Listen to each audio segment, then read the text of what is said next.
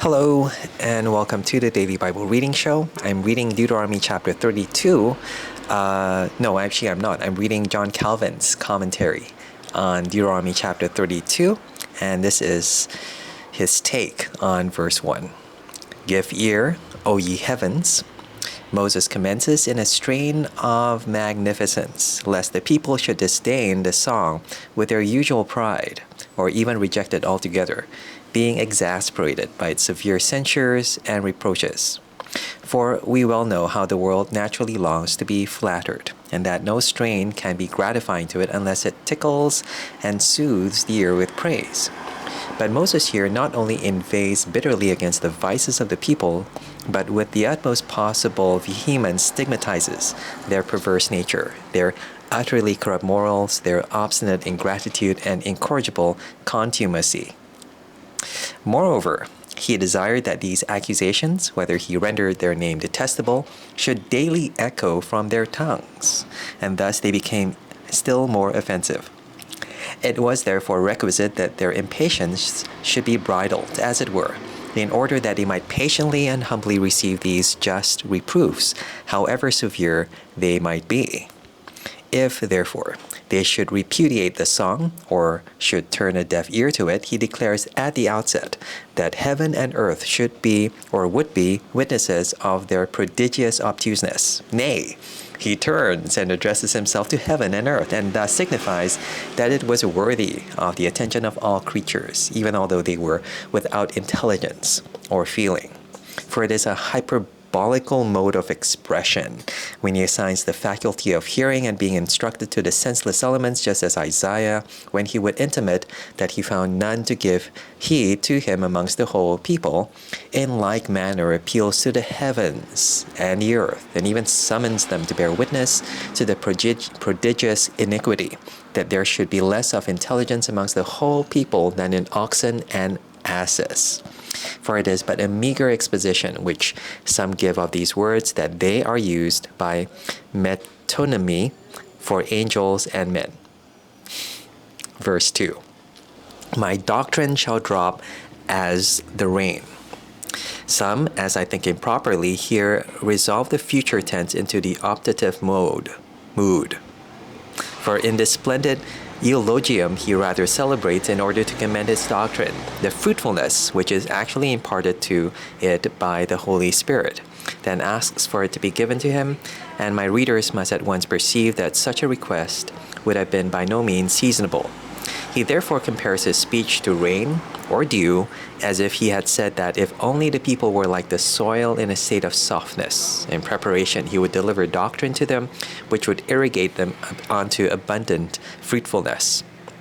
Although this expression refers especially and cut exoken to the song, still its force and propriety extends to all divine teaching, for God never speaks except to render men fruitful in good works, just as by instilling succulency and vigor into the earth by means of rain, he makes it fertile for the production of fruit. But, like the rocks and stones, which imbibe no moisture when the most abundant rains, so many are hindered by their own perversity from being fertilized by spiritual irrigation. Wherefore Moses indirectly throws the blame upon the Israelites if the doctrine of this song should drop upon them in vain. Verse 3. Because I will publish the name of the Lord. He signifies by these words that if there were any spark of piety in the Israelites, it must be manifested by their welcoming this address, wherein the majesty of God shines forth. The first clause of the verse therefore stands last in order, since it is an assignment of a reason for the other.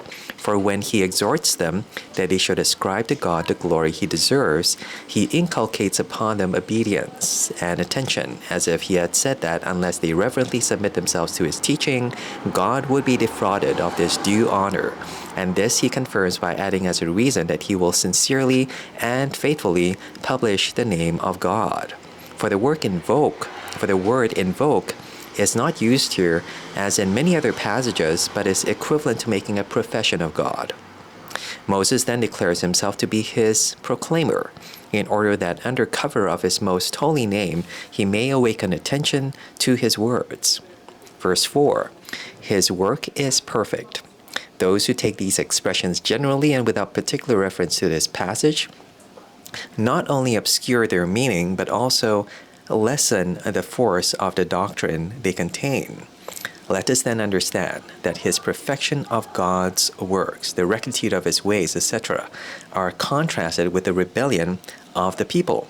For if there were anything in God's works imperfect and inarranged, if his mode of dealing were deficient in rectitude, if his truth were doubtful, if, in a word, there were anything wanting, then there would have been a natural excuse why the people should have sought for something better than they found in him, since the desire of obtaining that which is best is deserving of no reprehension.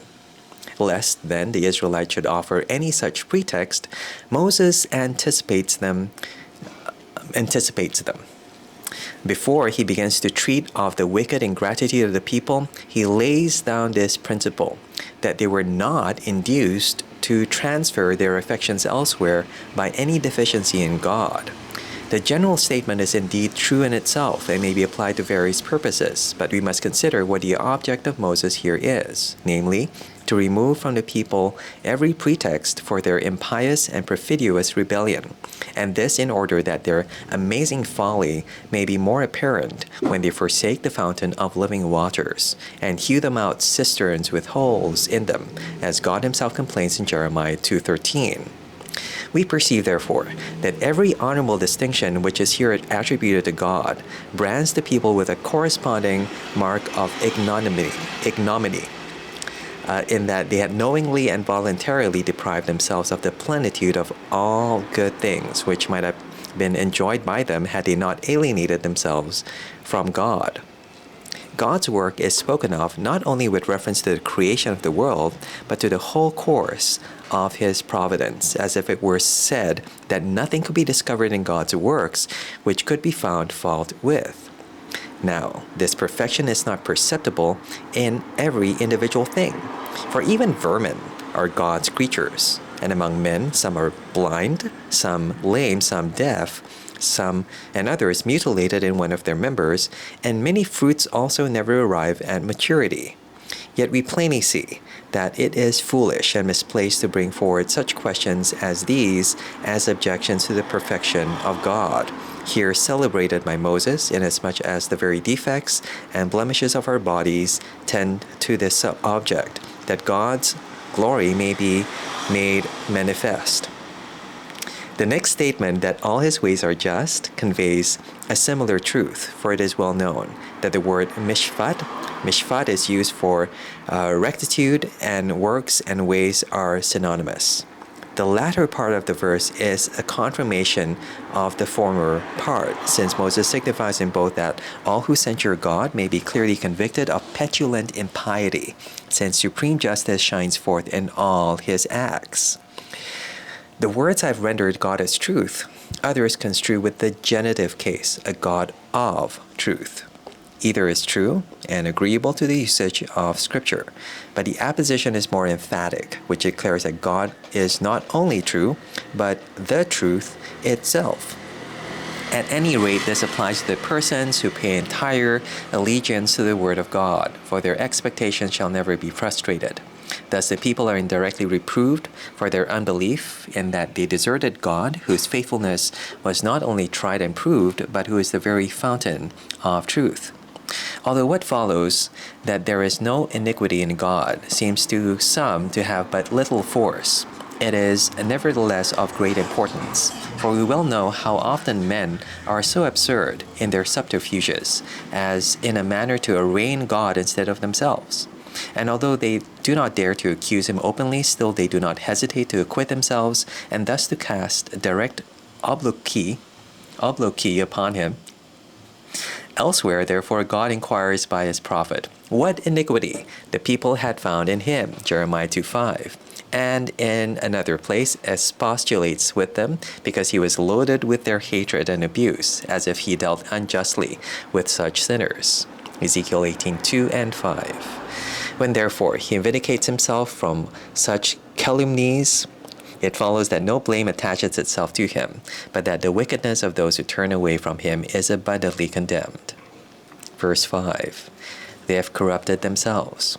Moses now inveighs unhesitatingly against the perfidy of the people and gives loose to their most unmeasured upbraidings. For if God be just and true, then it was plain enough that the Israelites were a depraved and perverse nation. This perverse nation, he says, has corrupted itself towards him, namely him whom he has just lauded for his perfect justice and faithfulness.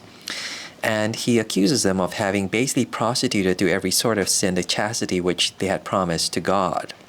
There is no doubt but that they were sorely wounded by these epithets and would have been transported with rage had they not seen that God's incomparable servant, when he had now been called upon to die by God's command, spoke as it were from heaven. The voice, therefore, of the dying man restrained of their pride, so that they did not now dare to oppose him as a mortal. And afterward, when the condemnation had been assented to by public authority and by general accord, they were less at liberty to vent their madness against him. He introduces, by way of anticipation, the statement that they were not his children. For else they might obviously have made the objection that the sacred race of Abraham, which God had adopted, should be dealt with less reproachfully. Moses therefore declares that they are not his children because they are a perverse nation. For although their adoption always stood firm, still its efficacy was restricted to the elect part of them, so that God, without breaking his covenant, might reject the general body. But to explain the matter more clearly, it must be borne in mind that the Spirit on different grounds at one time assigns the name of God's children to hypocrites, at another takes it away. For sometimes it is an aggravation of their criminality when they are called the children of Abraham and Jacob as well as of God, an instance of which will soon occur. Here, however, in order that they may cease to glory without cause, they are said not to be children, because they are degenerate and therefore disinherited by God, so as no longer to retain their honorable position. In this sense, Moses declares that they are not children, as having cast off God from being their father. It is added that this was done with their spot or disgrace, unless it is thought preferable to take it that they were corrupted by their spots or by their sins, to which I willingly assent, although I do not reject the other sense, namely that their alienation from God had rendered them ignominious, or that they had contracted the stain of disgrace by their faithlessness. Verse 6. Do ye thus requite the Lord? In order to expose the ingratitude of the people to greater infamy, he now begins to commemorate the benefits whereby God had laid them under obligation to himself. For the more liberally God deals with us, the more earnest ought to be the piety of awakened in our hearts, nay, his goodness, as soon as we have tasted of it, ought to draw us at once to him. Now God, although he has always bountiful towards the whole human race, had in a peculiar manner showered down an immense abundance of his bounty upon that people. This then Moses alleges and shows how basely ungrateful they had been. He first expostulates with them interrogatively, asking them whether this was a fitting return for God's especial blessings, and then proceeds to enumerate them. He inquires of them then whether God was not their father, from the time when he had honored them with the distinction of his adoption. And under this single head, he comprehends many things, because this source preceded whatever blessings God had conferred upon them. Not, however, to examine every point with the accuracy it deserves. What more binding obligation could be imagined than that God should have chosen one nation for himself out of the whole world, whose father he should be by special privilege? For although all human beings, since they are created in the image of God, are sometimes called his children, still to be accounted his children was the special privilege of the sons of Abraham.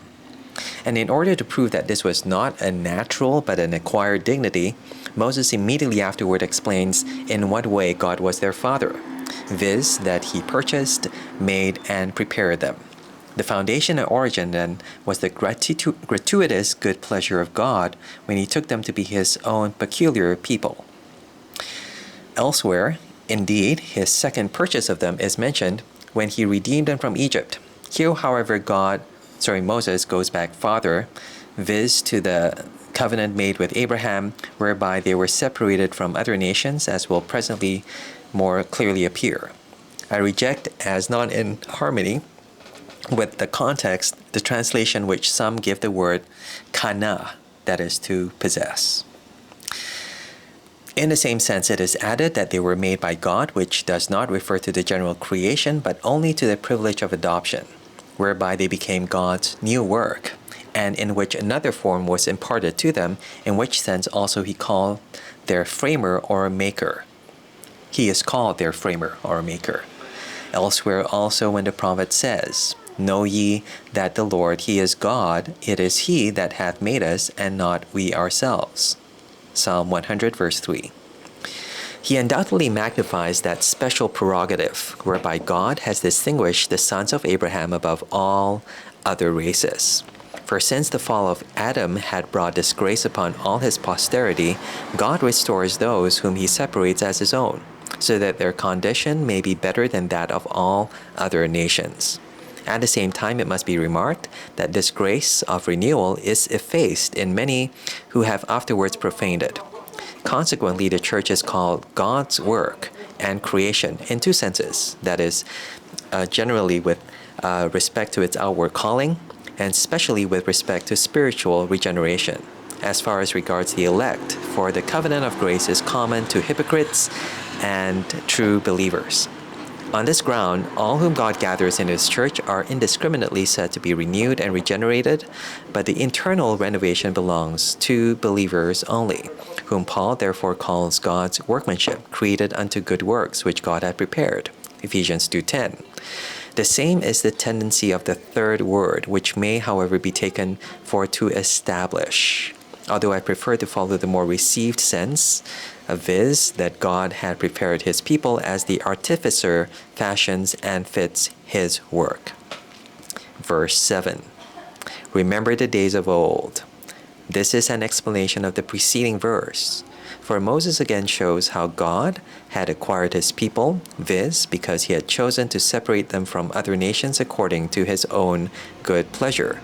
But since the Israelites might be inflated by their present superiority, they are reminded of their origin, and Moses commands them not to consider what they now are, but also from whence they had been taken. And with this view, he says, remember the old times. Ask the elders.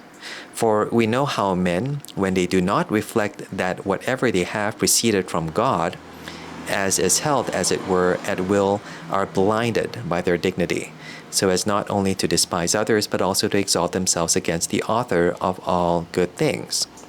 Moses, in order to subdue this arrogance, says that all people were alike under the hand and power of God, and thus that their diversity was not in their original nature, but derived from elsewhere, from God's free choice. In the word behankel, there is some ambiguity, for some translate it, when the Most High divided the earth to the nations, and though I do not reject this, still I prefer the meaning more in accordance with the context. For Moses says the same thing twice over, and the second clause is the explanation of the first.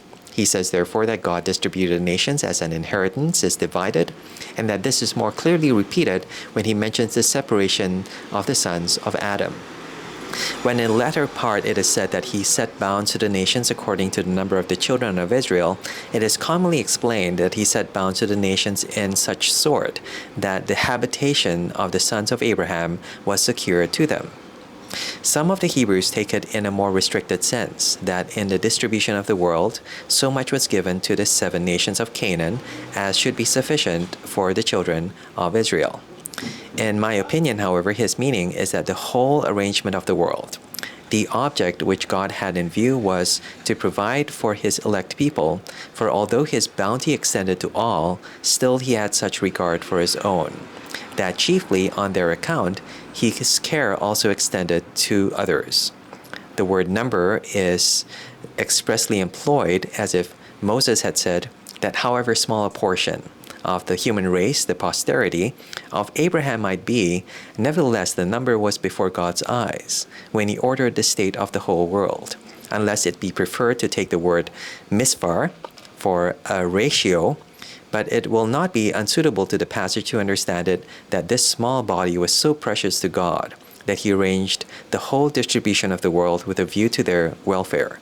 Some refer to it to the calling of the Gentiles, as if Moses had said that the empire of the whole world was destined to the seed of Abraham because it was to be propagated through all the regions of the world. But this is altogether erroneous, for nothing is here indicated but the distinction formerly conferred upon one nation. Verse 9. For the Lord's portion is his people.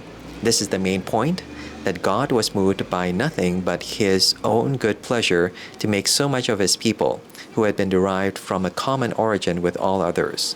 For when he says that Jacob was the portion of Jehovah and the lot of his inheritance, he does not mean that there was anything better in them than in others, but he assigns the reason why God preferred this one nation to the rest of mankind, because he took it to himself as his hereditary portion, which dignity depends upon his gratuitous election.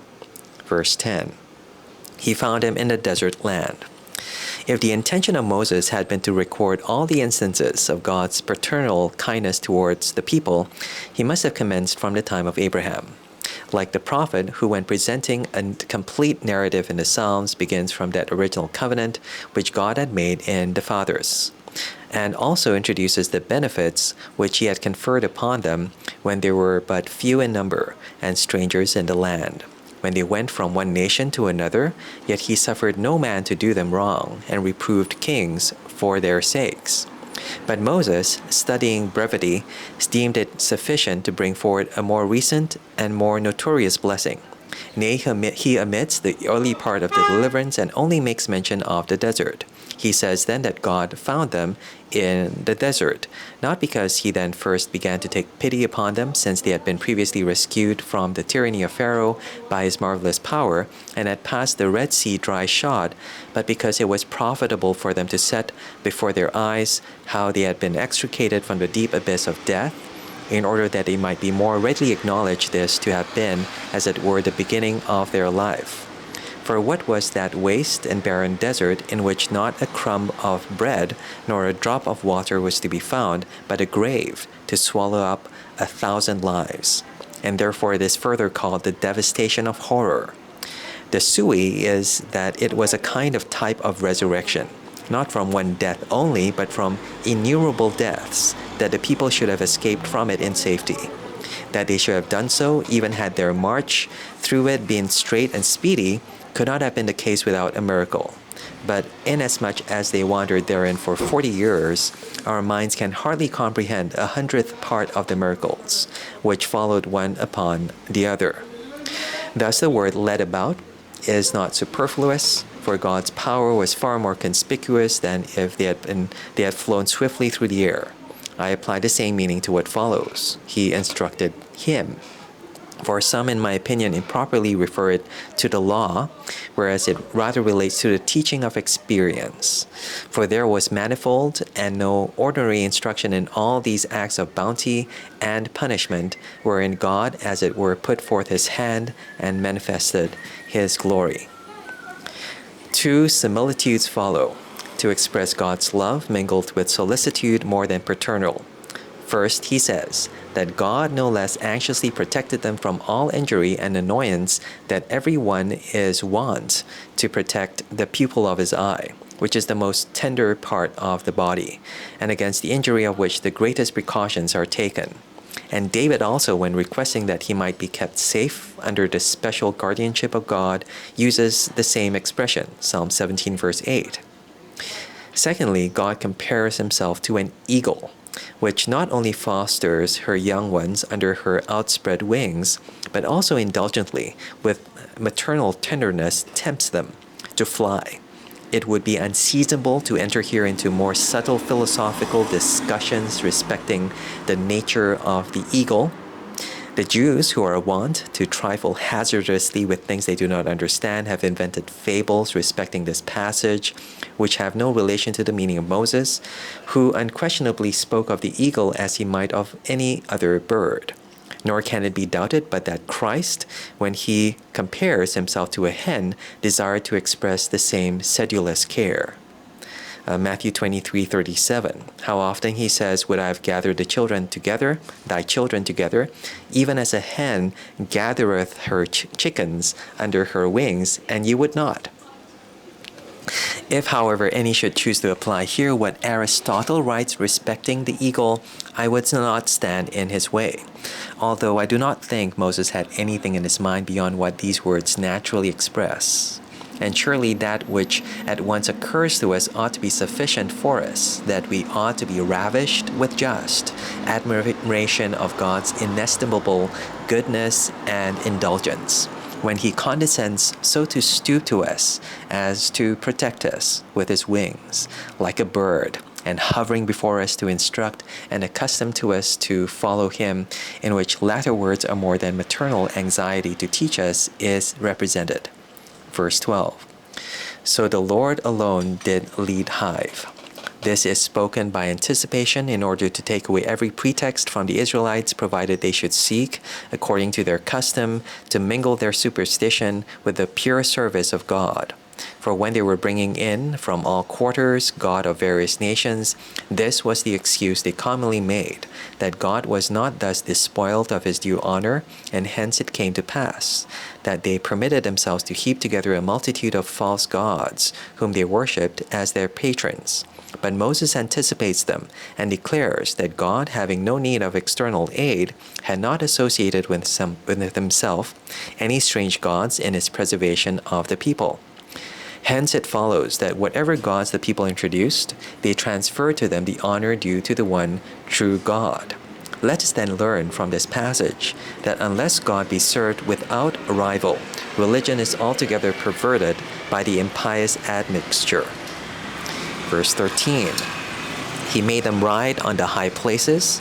Theirs is but a frivolous imagination who suppose that Judea was so called as being the navel or center of the earth. It is more likely that it was called high in reference to Egypt, and indeed it is by no means an unusual expression that those who go into Egypt are said to go down, and those who come into Judea to come up.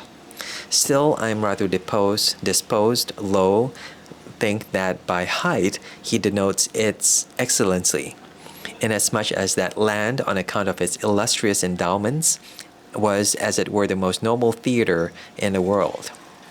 Moses celebrates its fertility when he says that the people sucked honey from the rock and oil from the stones, for he means to indicate that no part of it was unproductive, since they gathered honey from the rocks, and upon them also the olive grew.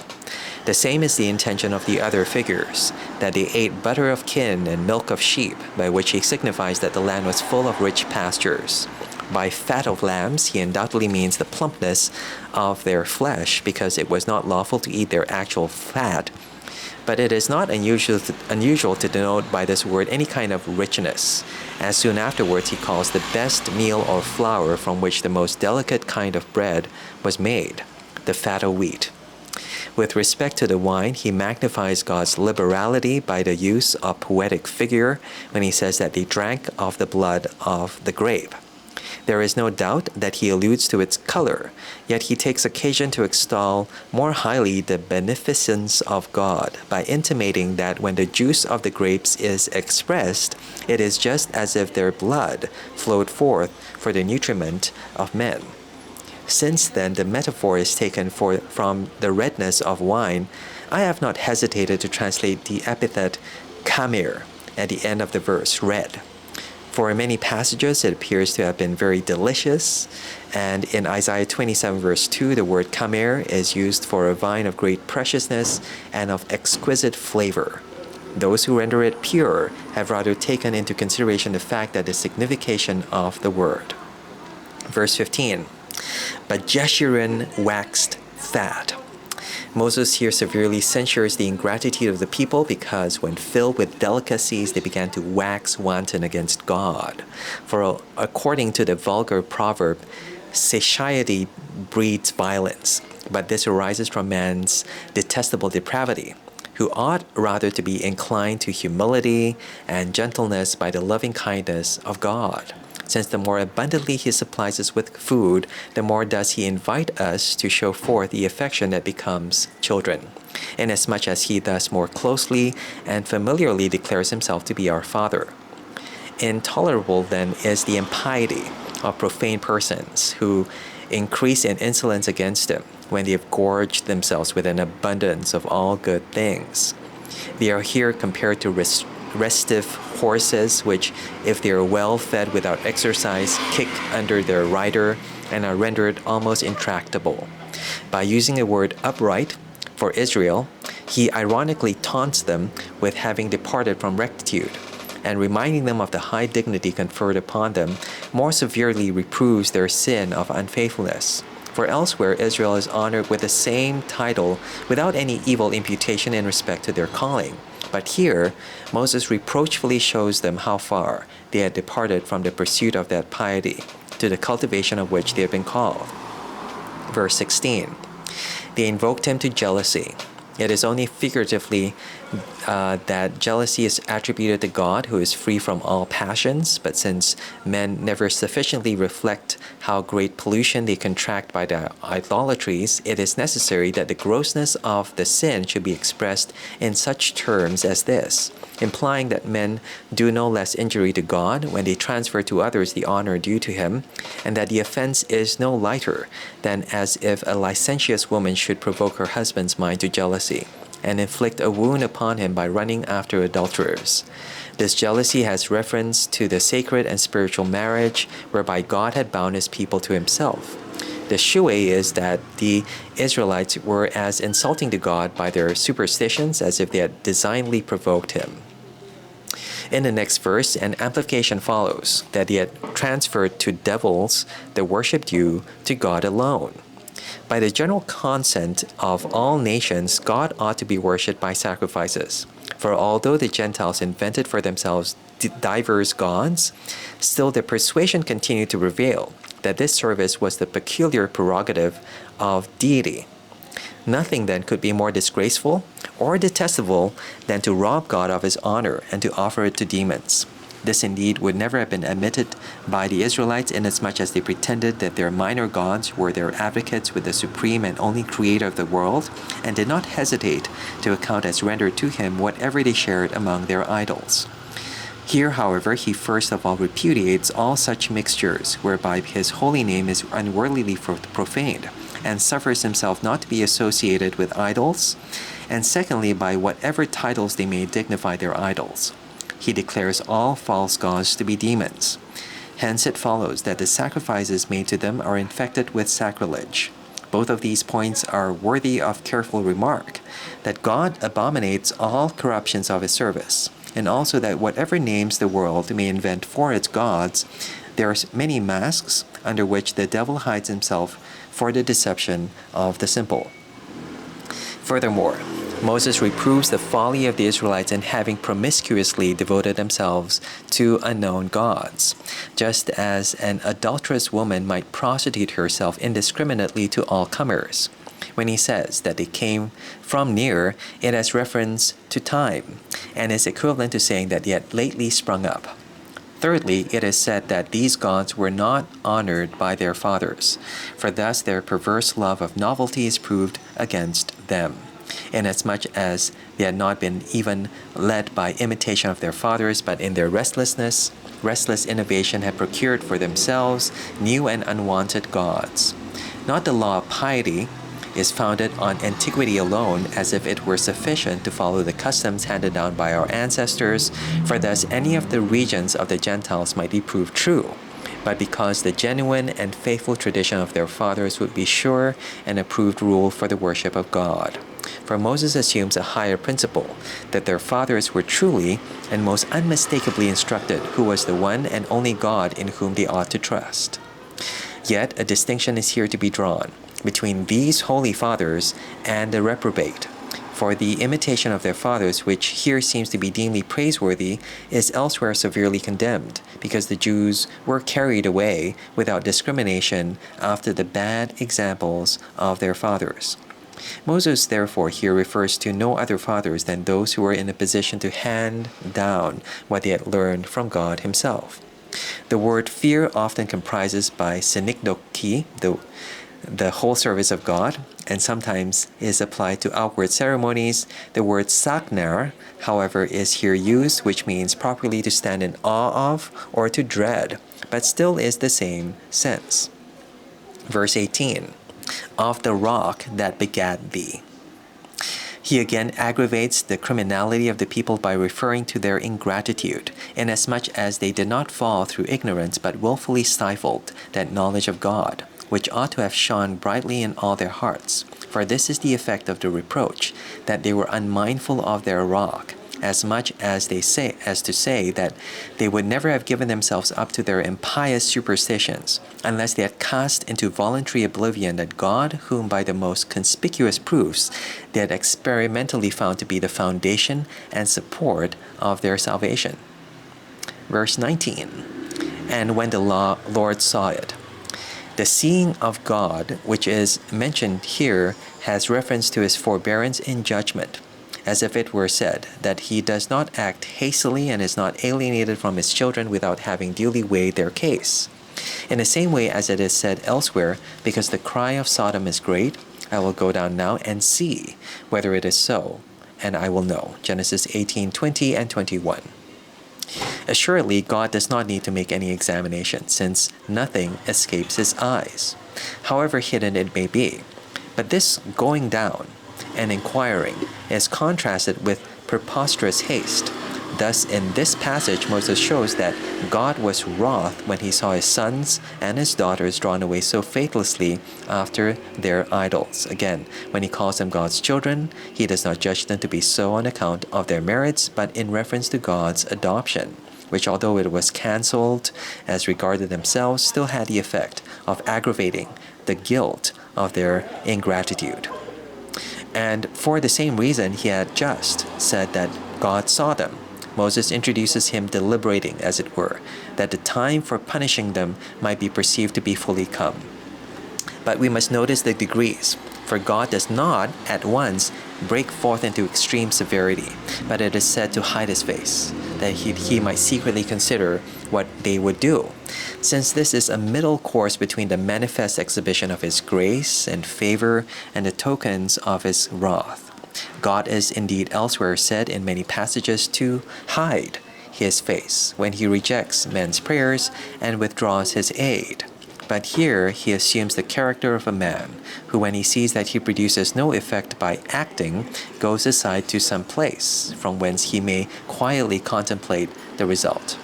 And thus God's weariness of them is expressed, for when he at length saw that his efforts to control them were thrown away, he abandons the care of them.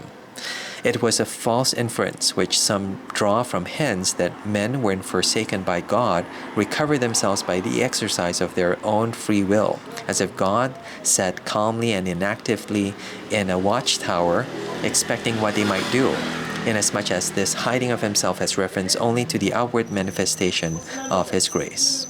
In a word, it is a similitude taken from the conduct of men, whereby God signifies that he is overcome with weariness and will no more be the leader and guardian of the people, until it shall effectually appear that they are altogether intractable.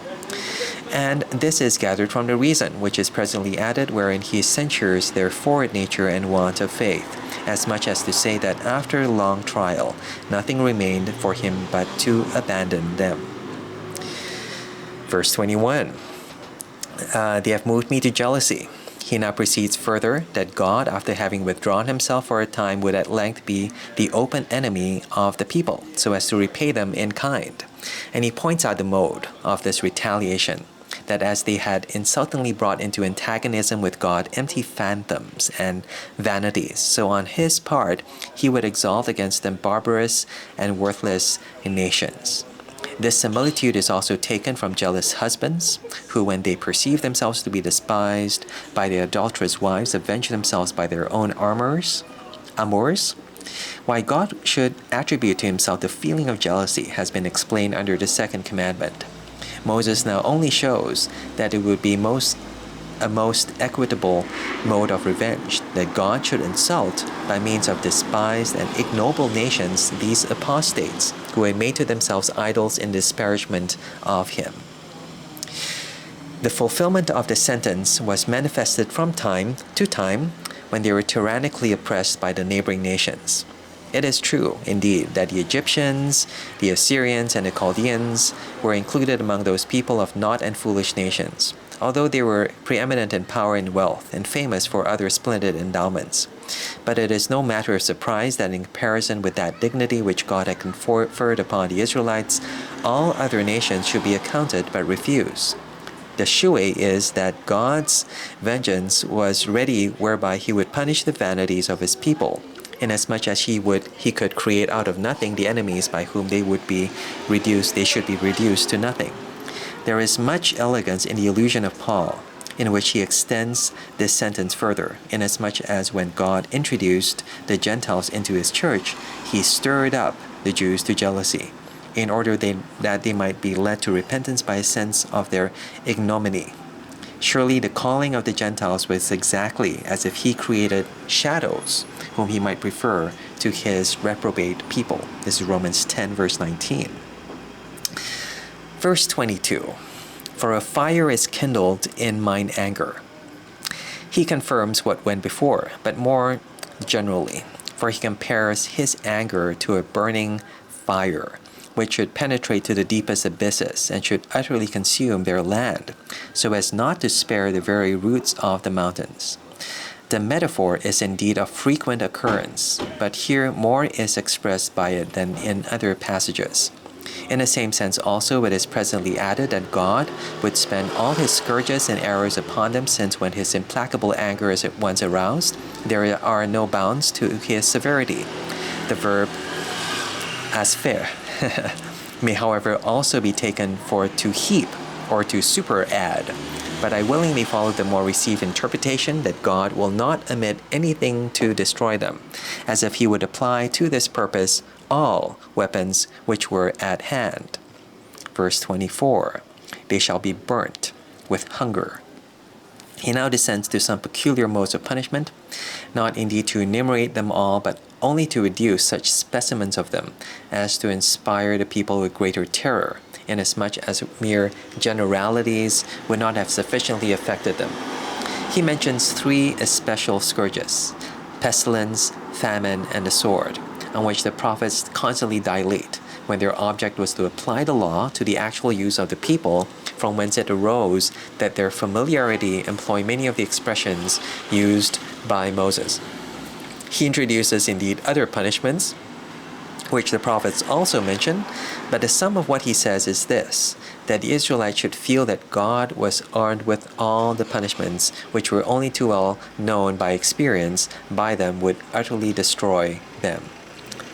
First, he says that they should be dried up, or rather roasted, with hunger. Instead of pestilence, he uses the word burning, uridinem, and bitter destruction. And before he speaks of the sword, declares that he would send forth beasts and serpents, so that on the one hand, open violence should assail them, and on the other, secret wiles. Amos also imitated this figure. Amos 5:18, the day of the Lord, he says, is darkness and not light, as if a man did flee from a lion and a bear met him, or went into the house and leaned his hand on the wall, and a serpent bit him. To war and the cruelty of enemies, he adds another evil, terror. And this is indeed an aggravation worse than death itself, when we tremble within with terror. For it would be better to be slain 10 times over bravely fighting in battle than to be consumed with constant fear, as by a lingering death.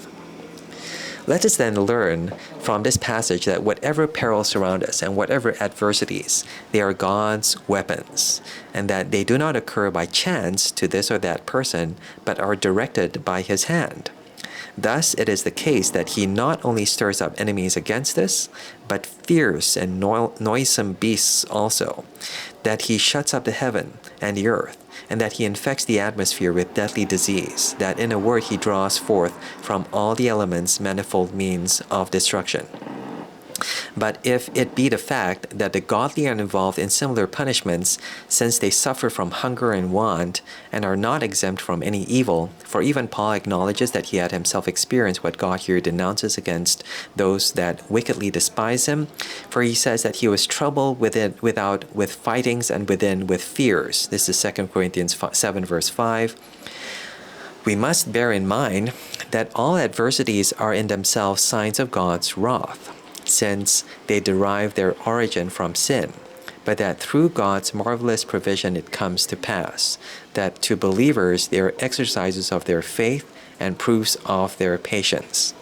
Hence, we often see God's children afflicted in common with the ungodly, but to a different end, though nevertheless all adversities are proof of God's wrath against the reprobate. On this point, I've spoken at greater length in treating the curses of the law. Verse 26. I said I would scatter them. God again represents himself in the character of a man, as if he were meditating opposite determinations, and restrained his vehemence in consideration of the impediments he encountered. What it amounts to, however, is this, that God suspended his final judgment upon them for no other reason but because he had regard to his own glory, which would else have been subjected to the taunts of Gentiles. Hence, the Jews were reminded that, whereas they had deserved certain destruction, they were preserved on no other grounds, but because God was unwilling to give the reins to the insolence of the Gentiles. The expression wrath is here used for arrogant boasting, because in their prosperity, ungodly and profane men burst forth in cruelty, unless it is preferred to render it simply irritation, in which sense it is used in 2 Kings 23. Immediately afterwards it is explained, lest the adversaries should behave themselves strangely. Nakar signifies something to be strange, sometimes to put on a different face, sometimes to acknowledge. Thus I do not doubt but that Moses meant to express the arrogance of those who in a manner transform themselves that they may dazzle the eyes of the simple by their pomp and empty exaltation. If any approve of a different sense, lest they should separate themselves from God and arrogate to themselves what belongs to him alone, I make no objection, and this indeed seems to agree with what follows. Our high hand, and not the Lord, has done this. For when the men indulge in such unbridled license, they go so far astray as to have nothing in common with God. Thus the judgment of God, which should have been conspicuous in these punishments, would have been put out of sight, when the enemies appropriated to themselves the glory of the people's destruction. Nevertheless, the ungodly did not cease to pride themselves on their victories, as God complains by Isaiah and Habakkuk confirms, although their insolence was in some measure repressed, as long as there were some remnants of the elect people preserved. It is only figuratively that God says he feared this insolence, which he might have easily remedied and restrained. But I have already stated that he speaks after the manner of men, to show the Israelites that they escaped rather on account of their enemies than by their own merits. The question, however, arises how such a consultation as this could have taken place after God had determined to consume them with the fire of his wrath. I reply that the consumption there indicated was not such as totally to annihilate the nation, so that no ruins should remain as witnesses of their former state, whereas he now speaks of the destruction which should altogether blot out the name of the nations, as if it were never been chosen by God. Verse 28, for they are a nation void of counsel.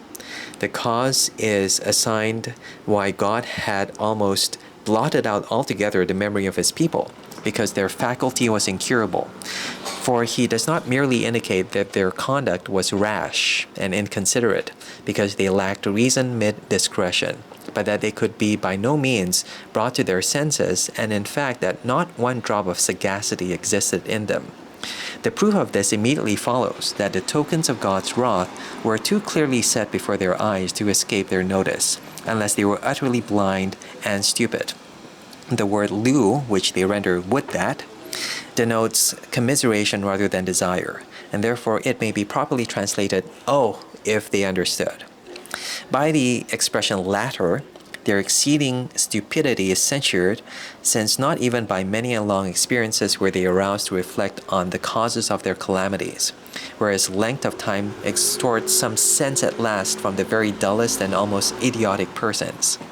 It was therefore a sign of desperate stupidity that they were still without understanding after so many years, as if by experience itself they had grown callous, when they ought to have shaken off their lethargy and to have been bestirred themselves to earnest inquiry. Justly then does Moses reproach them with not having considered even at the latter end, for not only once, nor in a single year, but by constant infliction of punishment during the long series of years, had they been instructed without profit. Verse 30. How should one chase 1,000? Of all the many tokens of God's wrath, he selects one which was peculiarly striking, for as long as God was on their side, they had put to flight mighty armies, nor had they been supported by any multitude of forces. Now when, though in great numbers, they are conquered by few, this change plainly shows that they are deprived of God's aid, especially when 1,000, who were wont before with a little band to rout the greatest armies, gave way before 10 men.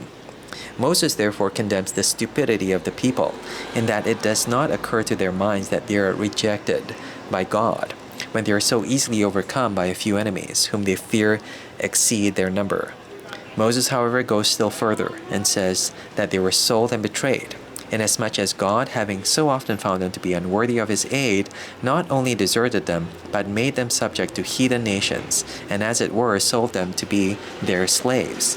This threat is often repeated by the prophets, and Isaiah, desiring to awake in them a hope of deliverance, tells them that God would redeem the people whom he had sold.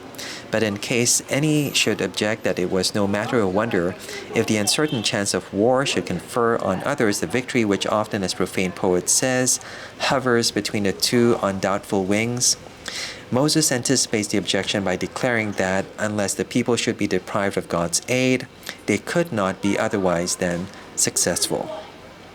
A comparison is therefore instituted between the true God and false gods, as though Moses had said that where the God of hosts presides, the issue of war can never be doubtful. Hence it follows that God's elect and peculiar people are exempted from the ordinary condition of nations, except insofar as it deserves to be rejected on the score of its ingratitude. He calls the unbelievers themselves to be arbiters and witnesses of this, inasmuch as they had often experienced the formidable power of God, and knew assuredly that the God of Israel was unlike their idols. It is then just as if he had said that this was conspicuous even to the blind, or were to cite as witnesses those who were blessed with no light on high. In thus inviting unbelievers to be judges, it is not as if he supposed that they would pronounce what was true and thoroughly understood by them, but because they must needs to be convinced by experience. For if anyone had asked the heathen whether the supreme government and power of heaven and earth were in the hands of the one God of Israel, they would never confess that their idols were mere vanity. Still, however malignantly they might detract from God's glory, Moses does not hesitate to boast, even themselves being judges, that God had magnificently exerted his unconquered might, which he refers rather to the experience of facts themselves than to their feelings. Other commentators extract a different meaning, that although unbelievers might be victorious, still God remained unaffected by it. Neither was his arm broken, because he permitted them to afflict the apostate Israelites. The former exposition, however, is the more appropriate one. Verse 32.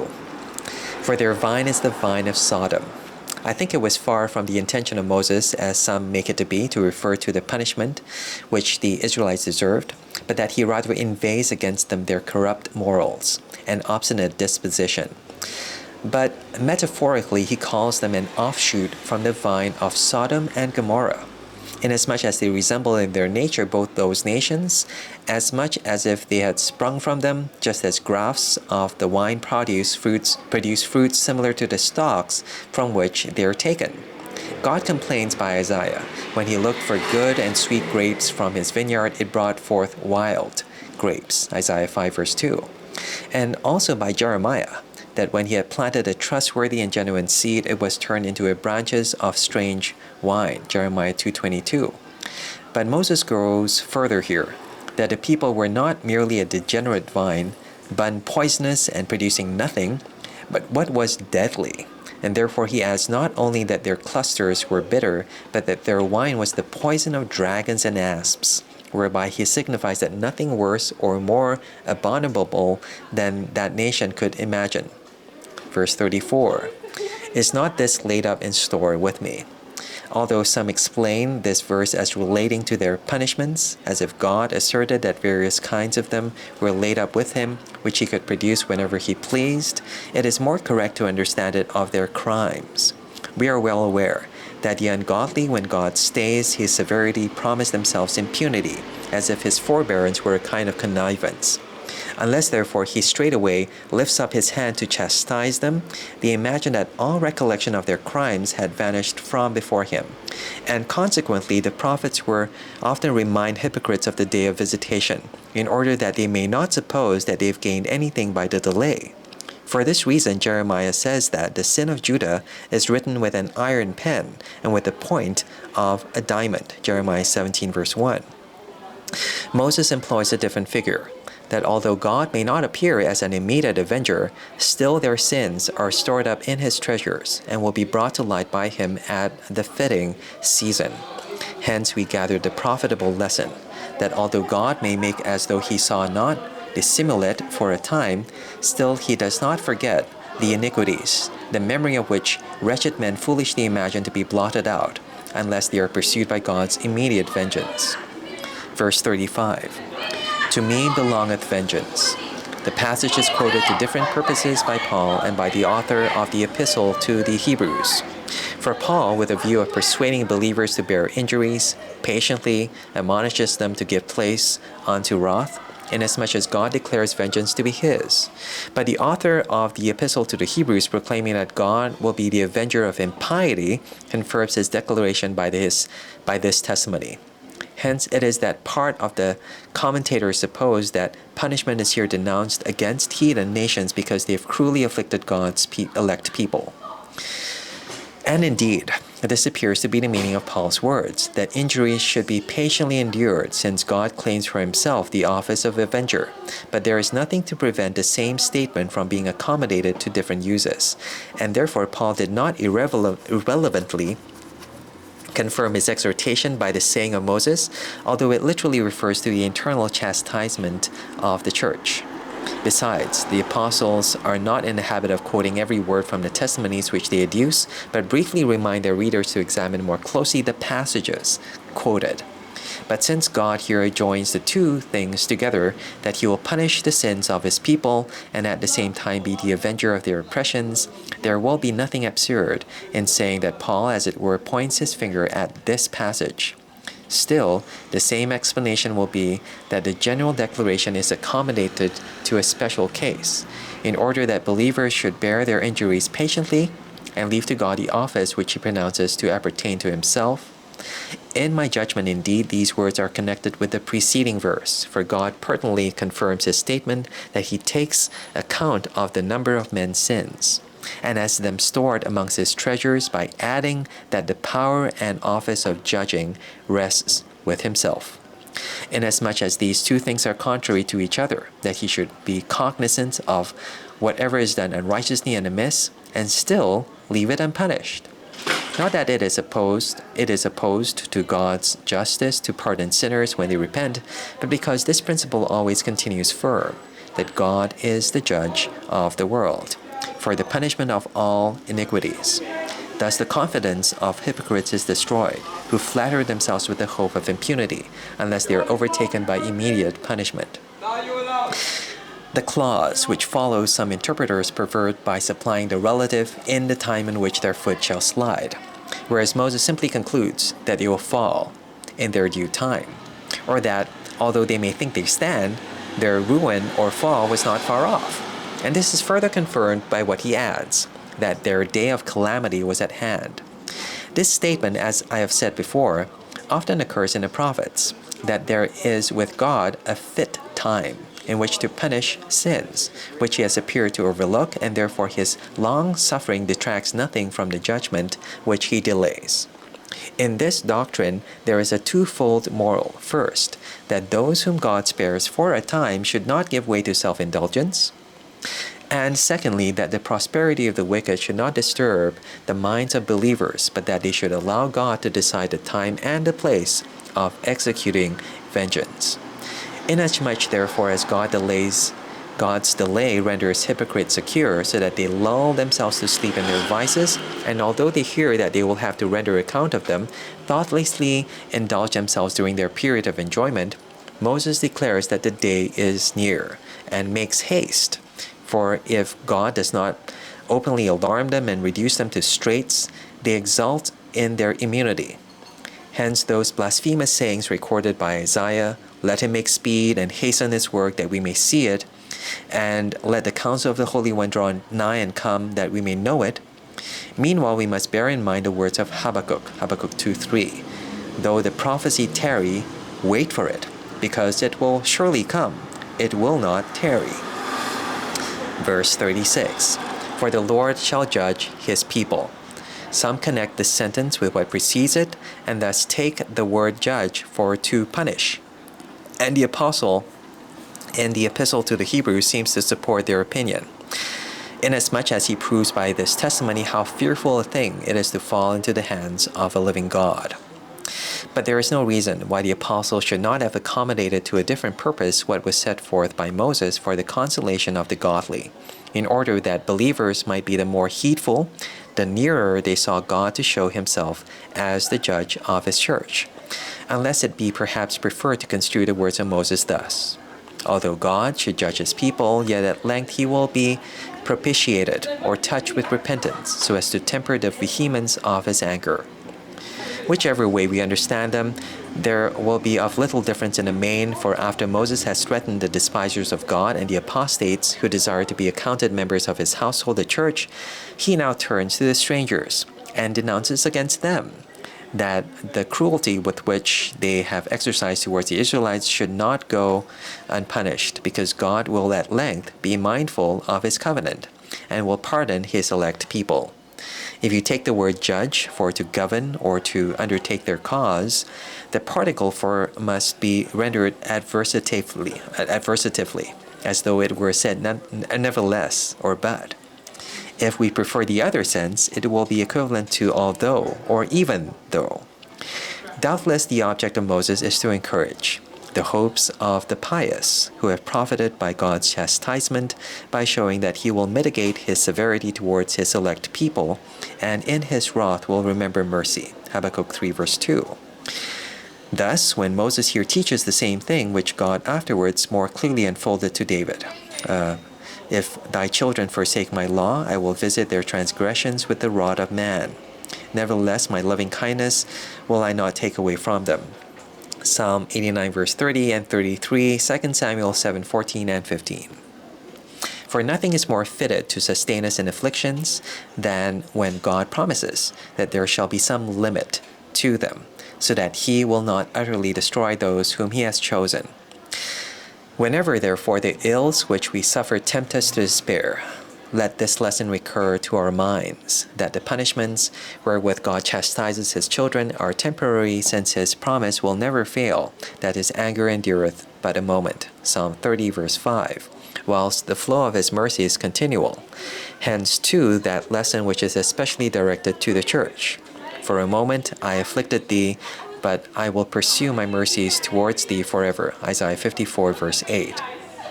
He here calls them his servants, not because they had deserved his pardon by their obedience, but because he condescends to acknowledge them as his own.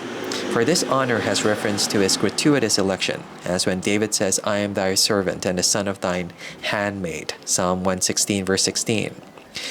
He assuredly arrogates nothing peculiar to himself, but only boasts that he from the womb had been of God's family, just as slaves are born into the house of their masters. At the same time, we must observe that whenever God declares that he will be merciful to his servants, he only refers to those who heartily seek for reconciliation, and not to the reprobate, who are carried away to destruction by their desperate obstinacy. In short, to the end that God should repent of his severity, repentance is required on the part of sinners, as he teaches elsewhere. Zechariah 1 verse 3, "Turn ye unto me, and I will turn unto you." Instead of "shall repent," some translate the word "shall console himself." Jerome, regarding the drift of the passage rather than the meaning of the word, translated "shall have mercy." We must, however, remark the time which God prefixes for the exertion of his grace, when all their power, virtues, shall have departed from them, and all shall be reduced to almost entire destruction, for the word "hand" is used for vigor. And though it were said that God would be by no means content with a light chastisement, and consequently would not be appeased until they have come to extremities, the circumstance is well worthy of notice. So flint our hopes may not fail us even in the most severe afflictions of the church, but that we may be assured that although all may be in the worst state possible, still the due season of reparation will come even yet. That none should remain behind or shut up or left is almost a proverbial phrase in Hebrew, as when it is said, "I will cut off from Jeroboam him that is shut up and left in Israel," as well as in the city as in the country, or at home as abroad. This is again repeated respecting the posterity of Ahab. I'm tired. And hence it is plain that they are mistaken, who explain this as referring to riches shut up in treasure houses and cattle dispersed through the fields. And this will still be apparent from another passage in which the prophet unquestionably referred to this. "The Lord saw the affliction of Israel, as it was very bitter, for there was not any shut up, nor any left. And inasmuch as he had determined to blot out his people, he saved them by the hand of Jeroboam, as much as to say that God, as he had promised, had pity upon his people in their extreme destitution." 2 Kings 14. Verse 37. How much more do I have? Oh wow, okay, a bit more. Verse 37. "And he shall say, Where are the gods?" Commentators are here at issue, for some continue the paragraph as if Moses were reporting the boastings and insults of their enemies in the afflicted state of the church, whilst others consider it to be a pious exaltation, wherein the faithful will celebrate the deliverance of the church. If we suppose the enemies to be here speaking, it will be inconsistent that the word gods should be used in a plural number. Besides, what follows will proceed from their mistake and ignorance that the Israelites did eat the fat, which was not lawful for them even in their common food, and much less in the sacrifices wherein the fat was burned.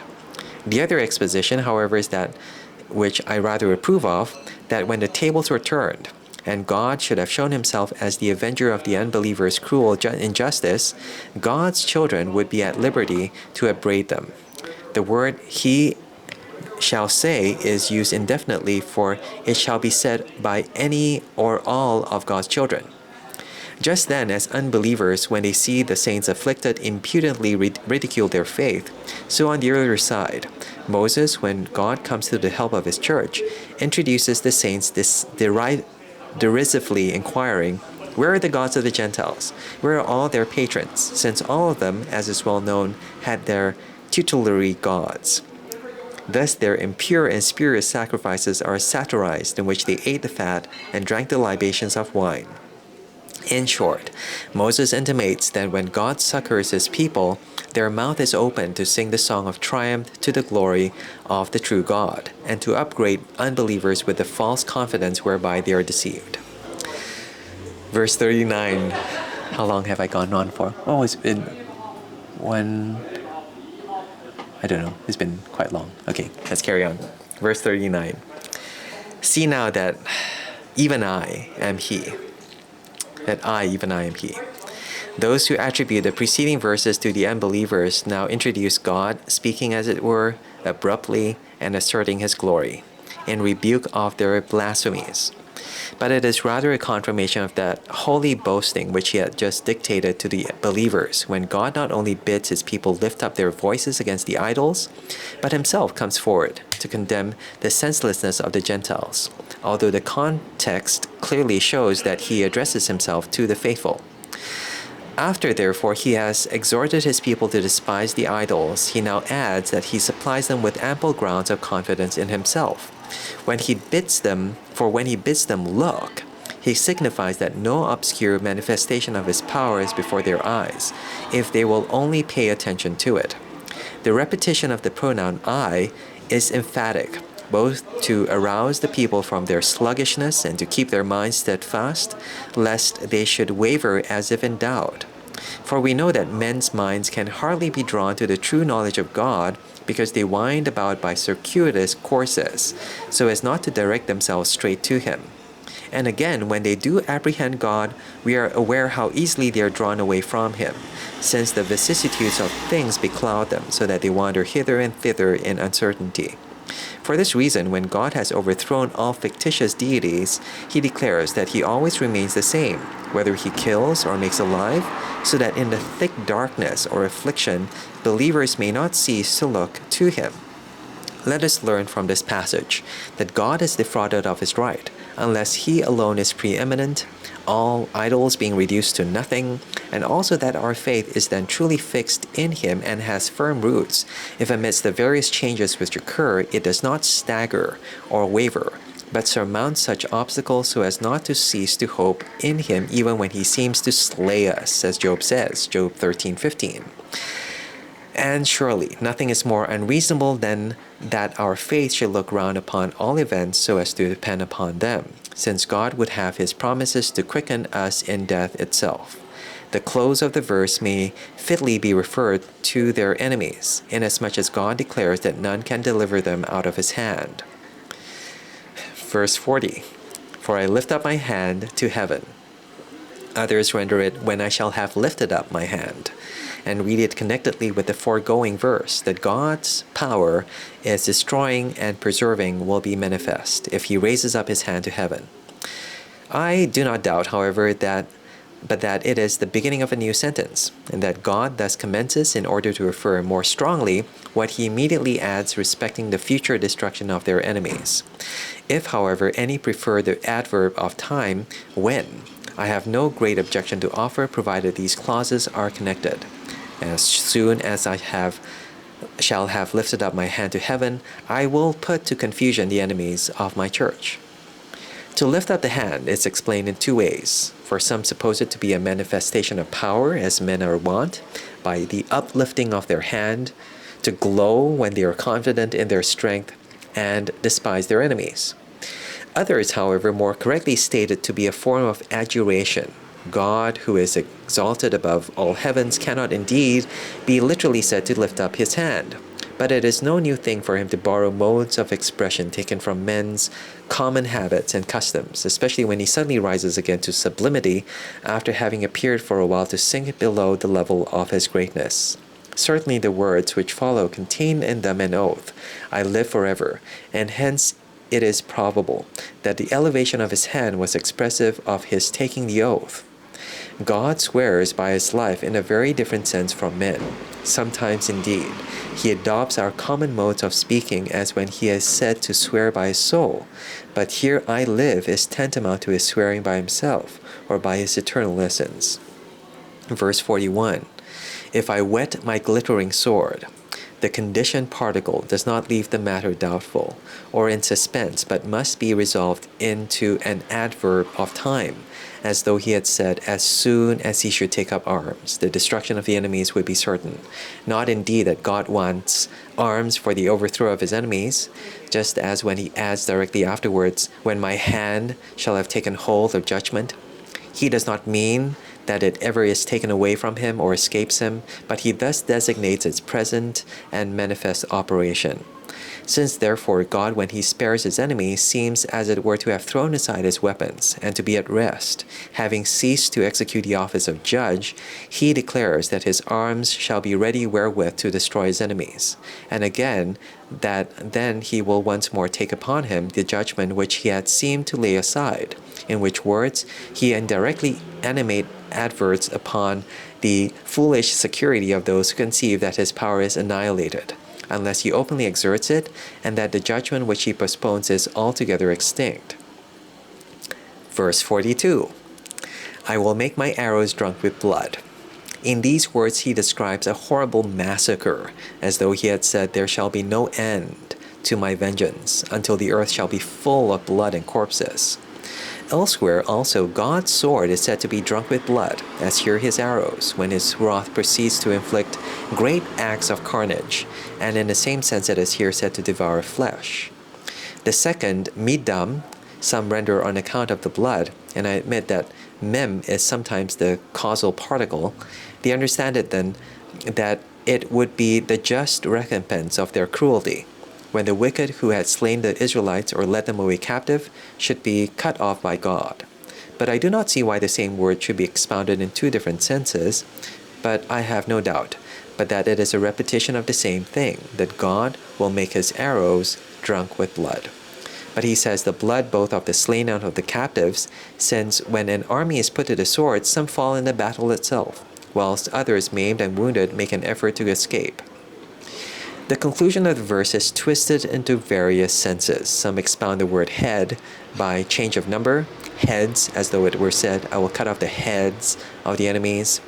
It would, however, be more plausible to apply it metaphorically to the leaders, but others translate it more correctly. The beginning, not indeed with reference to time, but as though it were said, the flower or best of the multitude, according to the common phrase, from the first to the last.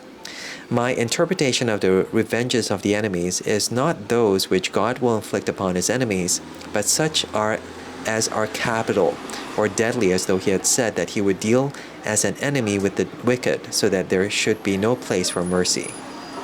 Verse 43, Rejoice, O ye nations, with his people. The appositive reading, which some prefer, praise him, O nations, his people, supplying his word God, is constrained. For there is no incongruity in the notion that the Gentiles should celebrate the benefits which God has conferred upon his people. At any rate, it is more simple to take it thus, that so conspicuous was the favor of God toward the Israelites, that the knowledge and favor of it should diffuse itself far and wide, and be renowned even among the Gentiles. For Scripture thus magnifies some of the more memorable exertions of God's power, especially when the reference is made to the redemption of the elect people, and commands his praise to be proclaimed among the nations, since it would be by no means fitting that it should be confined within the narrow limits of Judea. A question, however, occurs, because Paul seems to quote this passage differently, for he says, Rejoice ye Gentiles with his people, Romans 15:10. And undoubtedly the word nakam, which Moses uses, also signifies to rejoice. If we admit that Paul took this sentence from Moses, the same Spirit who spoke both by Moses and Paul is the best interpreter of his own words. Nor will it be inconsistent that the Gentiles should rejoice at the felicity of God's people. But it may have been the case that Paul did not take this testimony from any particular place, but from the general teaching of Scripture. At any rate, the dignity of the people is celebrated on the ground that God esteems their blood precious, and will deem their persecutors his own adversaries. The word kabbar at the end of this verse, some render to expiate, others to be propitious, which is the rendering I preferred, although I do not reject the former meaning. The verb kafar signifies that an expiation is made with sacrifice to appease God, and it is probable that Moses alludes to the legal mode of reconciliation. Nevertheless, in my judgment, he means that God will restore his land and people to his favor. And that's it. Okay. All right. I'll stop there. I'll stop at that verse. Yeah.